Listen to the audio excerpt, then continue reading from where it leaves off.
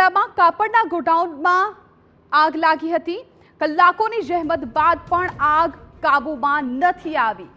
આગ કાબૂ કરવા ફેક્ટરીની દિવાલ તોડવામાં આવી। 11 ગજરાજ સહિત 18 ફાયર ફાઇટર સ્થળ પર છે। જેસીબી વોટર બાઉઝરની મદદથી પાણીનો મારો ચલાવવામાં આવી રહ્યો છે।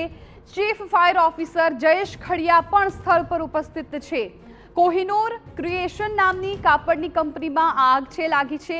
ફાયર વિભાગ દ્વારા આગ કાબૂ કરવાના પ્રયાસો હાથ ધરવામાં આવ્યા છે। આગમાં કોઈ વ્યક્તિ નથી ફસાયું, એક સારા સમાચાર છે, પરંતુ કલાકોથી આ આગ લાગેલી છે, પરંતુ હજુ સુધી આગ પર કાબૂ નથી મેળવાયો। તો કાપડના ગોડાઉનમાં આગ બેકાબૂ બની છે। 18 જેટલી ફાયર ફાઇટરની ગાડીઓ ઘટના સ્થળ પર છે। સતત પાણીનો મારો ચલાવવામાં આવી રહ્યો છે, પરંતુ હજુ સુધી આગને કાબૂમાં લેવાના પ્રયાસો નિષ્ફળ ગયા છે। આપ આ દ્રશ્યો પણ જોઈ શકો છો કે જ્યાં સતત ફાયરની ટીમ છે ખડે પગે છે, પાણીનો મારો ચલાવવામાં આવી રહ્યો છે। આગને કાબૂમાં લેવાના પ્રયત્નો હાથ ધરવામાં આવ્યા છે, પરંતુ આગ છે બેકાબૂ બનતી જઈ રહી છે, કેમ કે કાપડના કંપનીમાં એ આગ લાગી હતી, જેના કારણે આગે વિકરાળ સ્વરૂપ ધારણ કર્યું છે। જેસીબી અને વોટર બાઉઝરની મદદથી પાણીનો મારો ચલાવવામાં આવી રહ્યો છે, પરંતુ હજુ સુધી કલાકોની જહેમત બાદ પણ આગને કાબૂમાં નથી લેવામાં આવી। ફાયર ફાઇટર પૂરતી મદદ કરી રહ્યા છે। ફાયર ફાઇટરની 18 ગાડીઓ અત્યારે હાલ ઘટના સ્થળ પર ઉપસ્થિત છે અને આગને કાબૂમાં લેવાના પ્રયત્નો હાથ ધર્યા છે, પરંતુ કાપડની દુકાનમાં આગ લાગતા આગે વિકરાળ સ્વરૂપ ધારણ કર્યું છે। કોહિનૂર ક્રિએશન નામની આ કંપની કે જે બળીને ખાખ થઈ ગઈ છે। આપણી સર્ચ ઓપરેશન ટીમ દ્વારા પણ એ બાબતની ચોકસાઈપૂર્વક ચેક કરવામાં આવી રહ્યું છે કે કોઈ એવી કેઝ્યુઅલ્ટી ટ્રેપ સાઇટ છે કે કેમ। જો કે એક સારી બાબત એ છે કે વેન્ટિલેશન પ્રોપર વેથી થઈ ગયું છે।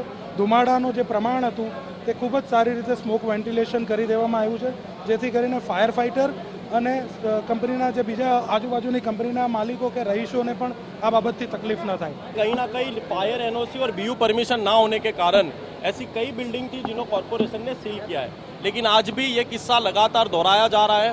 आज भी एक कपड़े के गोडाउन में आग लग गई है और आप देख सकते हो कि फायर सेफ्टी और एनओसी के नाम पर अहमदाबाद म्यूनसिपल के कॉर्पोरेशन के एस्टेट डिपार्टमेंट के अधिकारियों या फायर डिपार्टमेंट के अधिकारियों लगातार उनकी लापरवाही का नतीजा ये दिखा जा रहा है।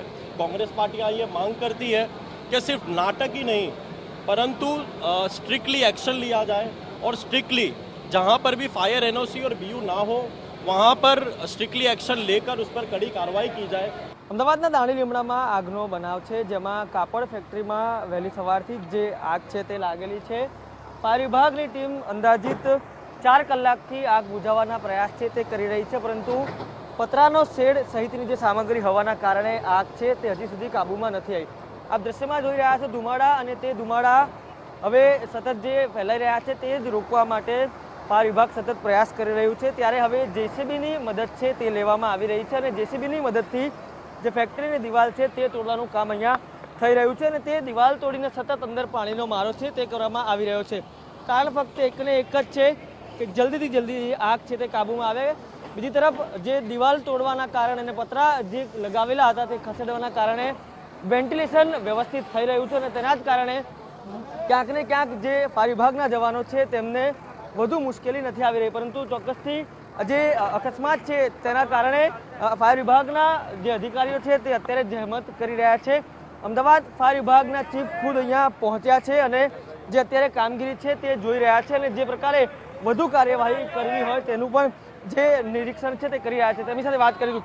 સાહેબ, જે આગ છે કઈ રીતે અત્યારે આગ છે તેનું પ્રાથમિક કારણ અને અંદર કોઈ ફસાયા છે તેની પ્રાથમિક વિગતો?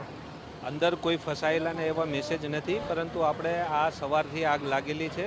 અહીં ઘટના સ્થળ ઉપર આપણે 11 ગજરાજ, એક વોટર ટેન્કર, એક મિની ફાયર ફાઇટર અને બીજા ઓફિસર વ્હીકલ, એમ ટોટલ 18 વ્હીકલ છે। તમે જોઈ શકો છો કે બધી બાજુ બહુ કન્જેસ્ટેડ એરિયા છે। એવાની અંદર આપણે આગની નજીકમાં નજીક આપણા જે વોટર બાઉઝર ને વોટર ટેન્કર લઈ અને જેસીબીની મદદથી લઈ બહારની સાઈડથી દિવાલમાં કાણો પાડી અને અંદર ચારે બાજુથી પાણીનો મારો ચલાવેલો છે। અને આગ ધીરે ધીરે હવે કંટ્રોલમાં આવતી જાય છે. જે પ્રમાણે પ્રાથમિક વિગતો મળી રહી છે, ગેરકાયદેસર રીતે ચાલતી હોય તે પ્રકારની પણ વિગતો છે તે મળી રહી છે. આ ઉપરાંત આ બધી વિગતો છે એ પ્રાથમિક તપાસ પાછળથી કરવાની છે. અત્યારે અમારું ધ્યાન એક જ છે કે આગ સંપૂર્ણપણે બુજાઈ જાય. અમે અત્યારે આગ બુજાવવાના છીએ. જે હશે એ કંઈ પાછળથી તપાસ કરવામાં આવશે. કડક કાર્યવાહી અહીંયા પણ જોવા મળશે. જી ચોક્કસથી જે ચીફ ફાયર ઓફિસર છે તેઓ કહી રહ્યા છે કડક કાર્યવાહી જોવા મળશે, પરંતુ જે આગ અત્યારે લાગવામાં આવી રહી છે તેમાં ચોક્કસથી ફાયર વિભાગના જવાનો છે તે જીવના જોખમે અત્યારે કામગીરી કરી રહ્યા છે અને વહેલી તકે જે આગ કાબૂમાં આવે તે પ્રકારના પણ પ્રયાસો હાલ અહીંયા થઈ રહ્યા છે. કેમેરા પર્સન દીપક સેન સાથે રોનક વર્મા, TV9 અમદાવાદ. સમાચાર રાજકોટથી મળી